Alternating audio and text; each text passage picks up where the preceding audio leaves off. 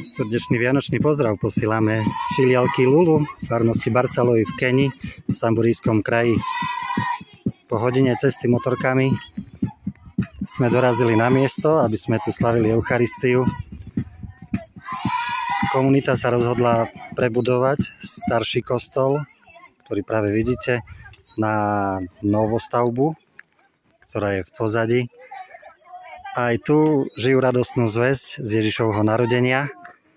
Aj tu si viac uvedomujú, že dary nehľadajú pod stromčekom, ale hľadajú v Betleheme, v Ježišovej maštalke. So veľké vďaka za vašu priazeň, vašu podporu aj cez organizáciu Miva Slovakia, lebo bez vás by sme nemali možnosť navštíviť tieto komunity a žiť s nimi to, čo Kristus nám ohlásil. Deliť sa o čas, deliť sa o chlieb, deliť sa o to, čo máme, čo Boh nám dáva, okusovať každý deň. Buďte požehnaní a požehnaním. Vďaka Miva Slovakia.